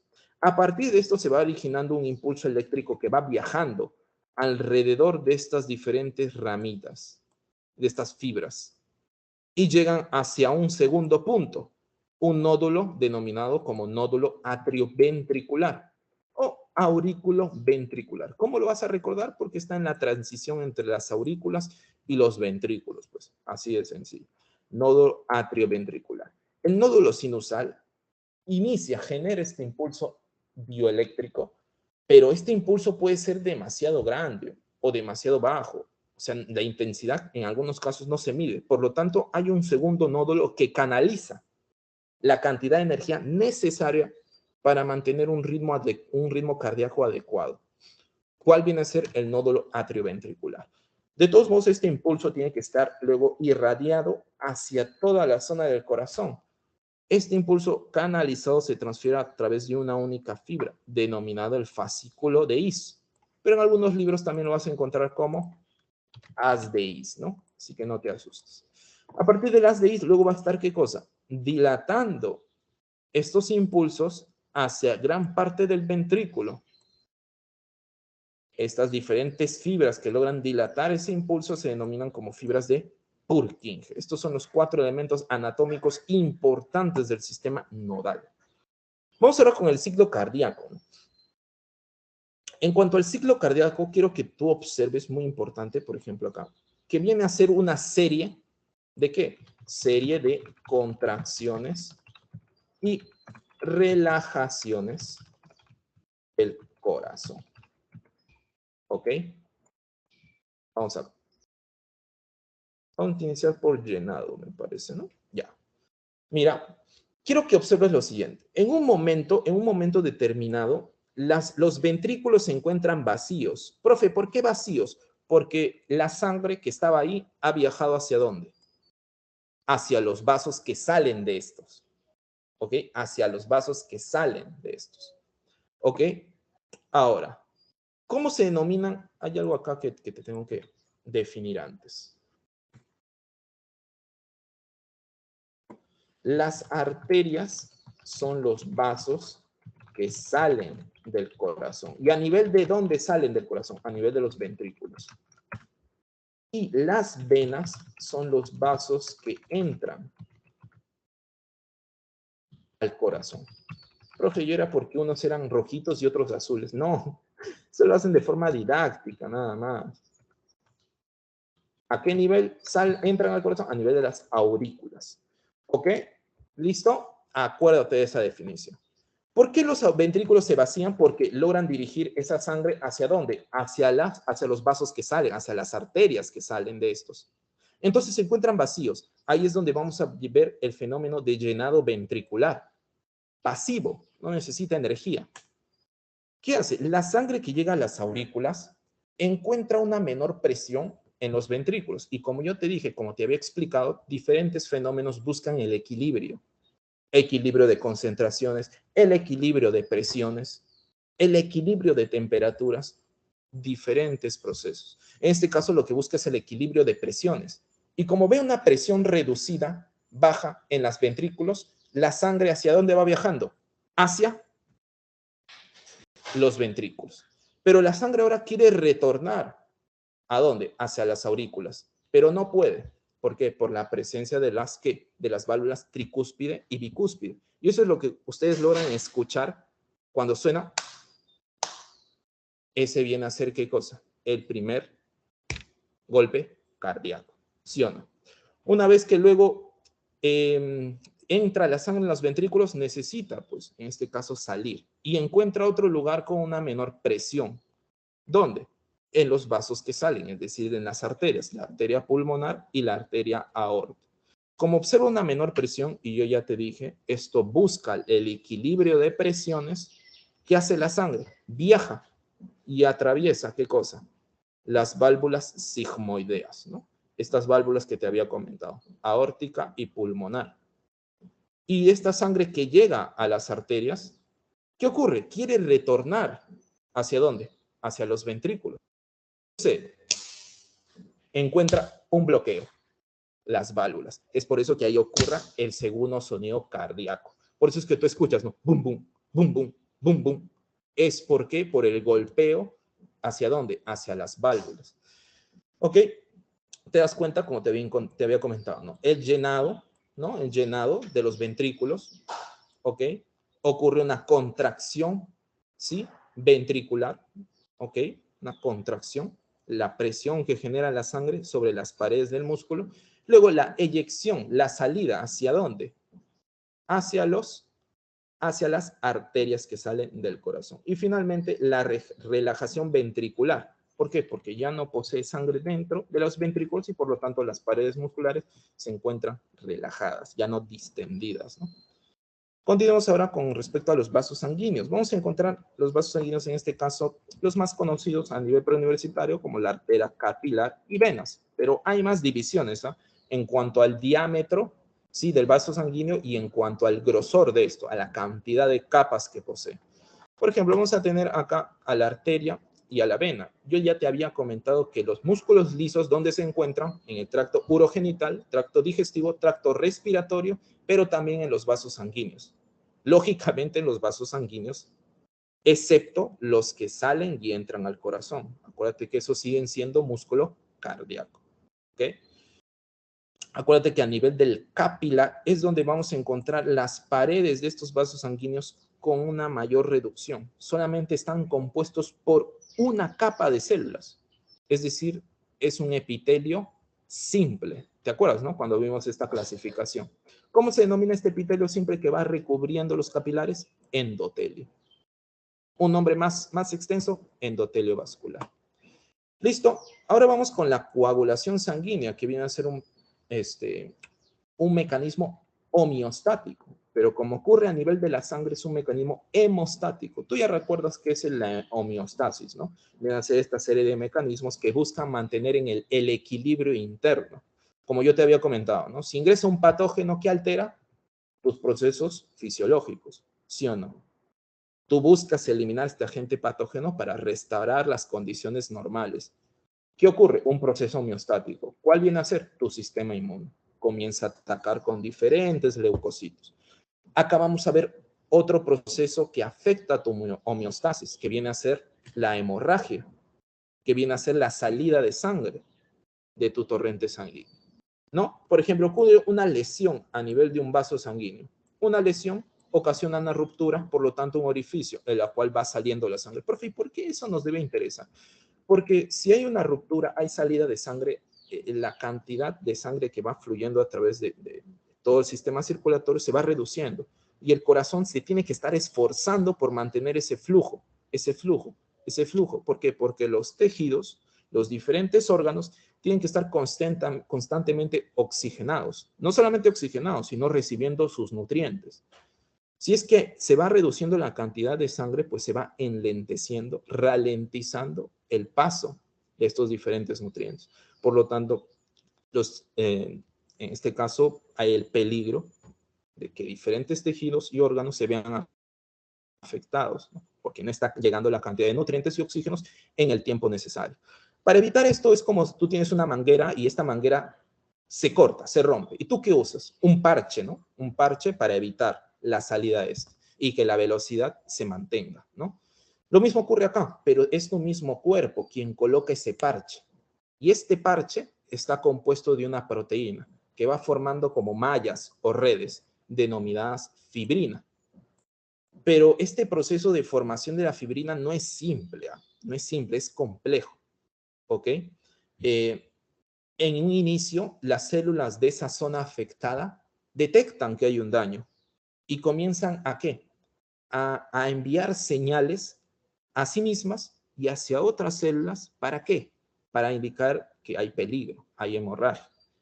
Y en este comienzo se va activando un proceso denominado como coagulación sanguínea, en la cual se forma ¿qué cosa? Un coágulo ¿de qué? De fibrina, que permite sellar esa zona.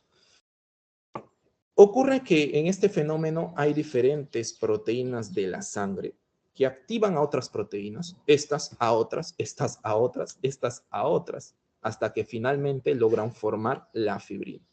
Pero los dos últimos pasos de esta activación viene a ser la siguiente. La protrombina se activa hasta trombina y la trombina activa a una proteína denominada fibrinógeno para convertirse en fibrina. ¿Esto no te recuerda cuando te había comentado pepsinógeno? Nógeno, estaba inactivo, ¿no? Pero cuando ahora pasaba pepsina, se activaba. Lo mismo es acá. Fibrinógeno, inactivo. Fibrina, ya está cumpliendo su función. Es por eso que cuando nosotros llevemos genética en una de las clases, vamos a estar observando que hay algunas personas que pasan de una condición denominada hemofilia, en la cual hay algunas proteínas que están fallando en este fenómeno de coagulación y por lo tanto en estas personas algún corte pues puede ser mortal, ¿no? Es muy difícil de parar la hemorragia porque en este caso su proceso de coagulación se ha visto afectado. Ahora vayamos con el sistema linfático, que también forma parte, en este caso, de un circuito de vasos sanguíneos, pero lo que va a transportar no es sangre, es linfa. Profe, ¿qué es la linfa? Ahí viene la cuestión. ¿Qué nos dice? El líquido intersticial que se acumula fuera de los capilares sanguíneos es recuperado hacia el torrente sanguíneo gracias al sistema linfático. Cuando este líquido ingresa hacia los vasos sanguíneos se denomina linfa. ¿Qué ocurre? Tú sabes que los vasos sanguíneos a nivel de los capilares va entregando nutrientes y oxígeno a los diferentes tejidos. Te imaginas a todo tu cuerpo. Pero no solamente va transportando nutrientes, sino también que agua. ¿Tú te imaginas que constantemente se vaya dejando agua, agua, agua, agua, agua? ¿Por qué no explotas? Por decirlo así. ¿Por qué? Porque lógicamente hay un sistema que se encarga en drenar ese exceso de líquido, de absorber, captar ese exceso de líquido. ¿Y cuál viene a ser? El sistema linfático. Ese líquido intersticial, ese líquido que está entre las células, ¿sí? Va a ser drenado, pero cuando ya ingresa a los vasos linfáticos se denomina linfa. ¿Ok? Linfa. O sea, si en este consideramos de qué está compuesto casi de forma similar con el líquido intersticial. Ok, pero no solamente eso, ¿ya? Sino también participan en la absorción y transporte del quilo intestinal. ¿Qué sucede? A nivel del intestino, los enterocitos tienen la capacidad de absorber diferentes nutrientes, como monosacáridos, aminoácidos, bases de purina, pirimidina, ¿no? Nucleócidos. Pero hay un problema con los lípidos, que debido a que hay algunos lípidos que son muy largos, no pueden ser absorbidos directamente por esto. No pueden ser transportados de frente con los vasos sanguíneos, sino, ¿qué cosa? Con los vasos linfáticos, porque a diferencia de los capilares linfáticos tienen una mayor permeabilidad, ¿ok? Tienen una mayor captación por parte de moléculas que son un poquito más grandes, en este caso lípidos largos, ¿ok? Y por otro lado vamos a tener también en cuenta la maduración de los linfocitos. Veamos acá. Como yo te dije que estos capilares linfáticos son más permeables, estos capilares linfáticos tienen la capacidad de no solamente absorber proteínas, sino también partículas más grandes, como por ejemplo son patógenos, como bacterias. Y estas bacterias van siendo transportadas a nivel de la linfa hasta que llegan ciertos órganos, que no te preocupes, lo vamos a estar viendo en sistema inmune, en inmunidad, ¿ok? Pero cuando estos patógenos llegan a ciertos órganos, que te voy a comentar acá, que se denominan como ganglios linfáticos, ¿qué ocurre? Estos ganglios linfáticos, aquí es donde encontramos unos leucocitos, unos células, unos glóbulos blancos que participan en la inmunidad adaptativa, ¿no? Una inmunidad más dirigida, ¿sí? Más intensa, con memoria, ¿ok? Los linfocitos. Una vez que llegan los patógenos a esta zona, los linfocitos entran en una etapa de maduración. ¿Por qué? Porque tienen que chambear ahora, tienen que trabajar. ¿Cuál va a ser su trabajo? En este caso, defender al organismo de estos agentes patógenos. Mira, por ejemplo, acá vemos, ¿no? Un ganglio linfático. ¿Por qué crees que se inflama en esta zona? Porque encontramos a los ganglios, ¿qué? Axilares, ¿sí o no? Luego lo mismo, entre la pelvis también vamos a encontrar, entre la entrepierna también vamos a encontrar los ganglios inguinales, por ejemplo. ¿Ok? Se ven inflamados. Vamos ahora con la excreción en animales no humanos. Recuerda que en cuanto a la excreción, no solamente es la eliminación, la salida, la eyección de materia que no se utiliza, sino también materia, en este caso, de por sí de desecho o en exceso. ¿Ok? Y no solamente excreción de este tipo de materia, sino también que agua. ¿Ok? Sustancias de desecho, agua y sustancias en exceso. ¿Ok? Vamos a ver que en los protozoarios existe una organela particular, una vacuola, denominada vacuola contráctil. ¿Por qué contráctil, profe? Porque se puede contraer, se puede contraer. Es decir, estos protozoarios dulceacuícolas, como están viviendo, en este caso, están sumergidos en agua dulce, el ambiente no es propicio para ellos. ¿Por qué? Porque el agua tiende a ingresar.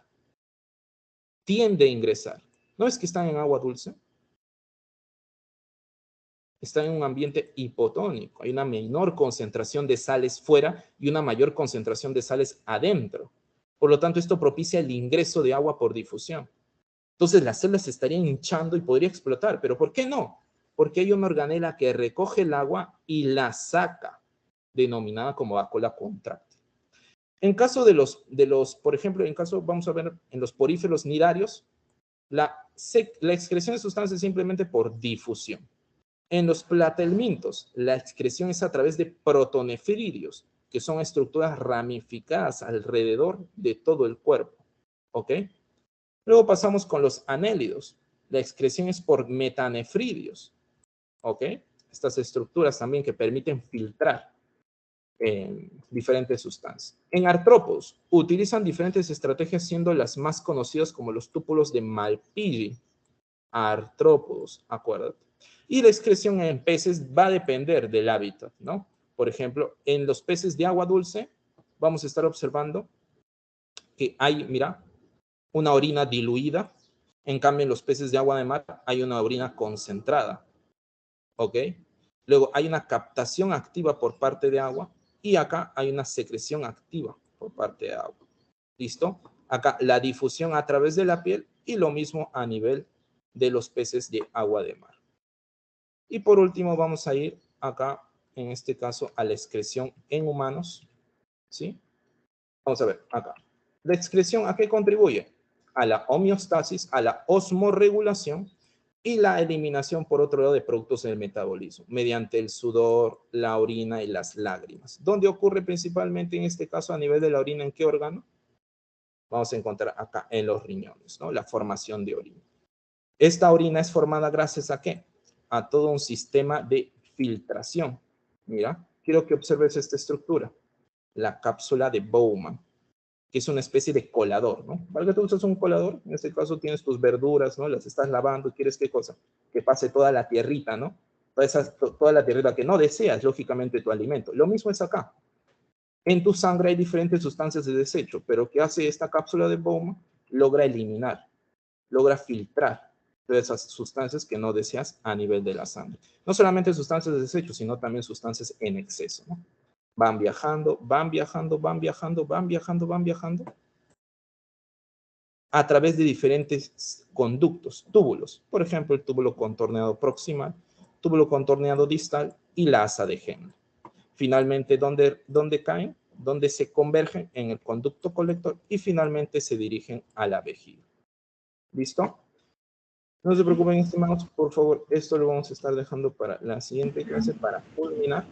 Voy a estar dándole las claves de esta semana, ¿sí? No se olviden, por favor, háganme recordar esta diapositiva y un poquito de repasar de esta diapositiva para la siguiente clase, ¿ok? Profesor, una Sí. pregunta. ¿Por qué al momento de defecar no orinamos a la vez los dos juntos? No olvidemos, bueno, en este caso es por los conductos que están separados, ¿no? En este caso el sistema urinario y por otro lado el sistema, en este caso digestivo.